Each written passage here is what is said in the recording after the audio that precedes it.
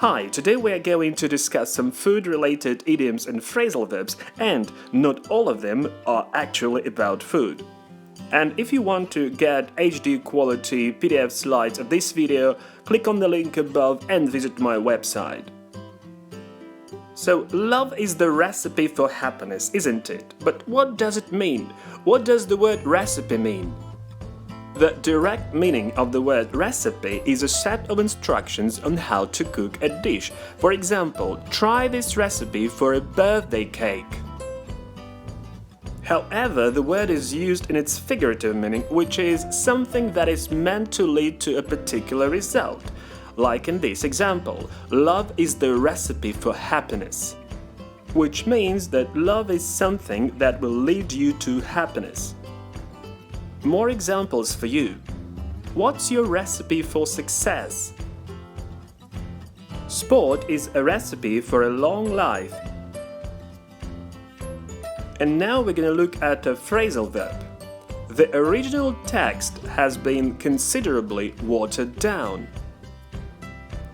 Again, the verb watered down is used here in the figurative meaning because the first or denotational meaning of the phrasal verb watered down is to add water to a drink to make it less strong. For example, I watered down my cocktail, it was too strong for me.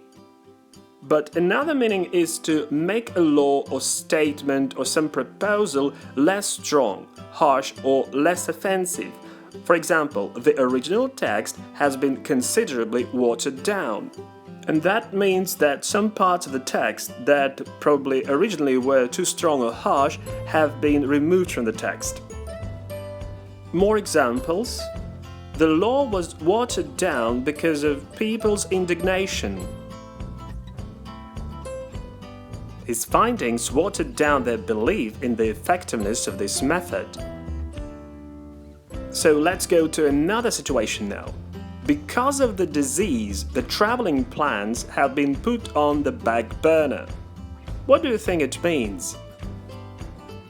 Originally, the phrase was used in cooking when pots were to be put at the back of the stove for slower cooking. For example, my grandma used to put the stew on the back burner. Or you can say put the stew to the back burner. And the back burner is the rear part of the stove.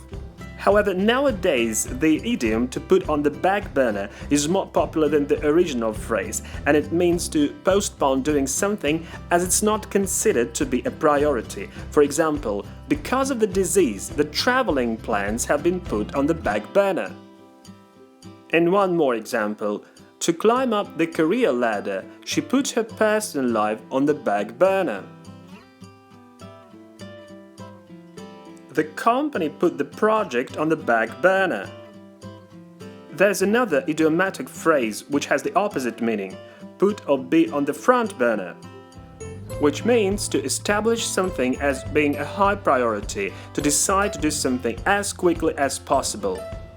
For example, I'm so tired of work, so for me, going on holiday is on the front burner now. And now we are moving on to the next great phrasal verb. The child tried to cook up an excuse not to go to school. Is the word cook in this sentence actually about cooking? Mainly, cook up means to prepare food quickly. For example, I didn't have much time, so I cooked up some sandwiches. But when used figuratively, like in the example that you've seen before, it means to invent something, like an idea or an excuse, or make something up, very often in a negative meaning. The child tried to cook up an excuse not to go to school.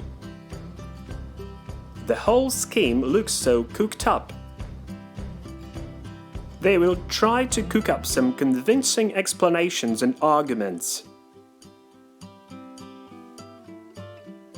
Okay, and now try to guess the meaning of the following sentence.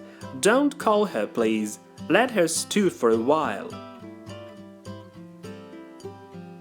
I'm sure a lot of you know what the word stew means. It's a dish cooked slowly in a closed pan, and also the process of stewing. For example, I like stewed meat very much.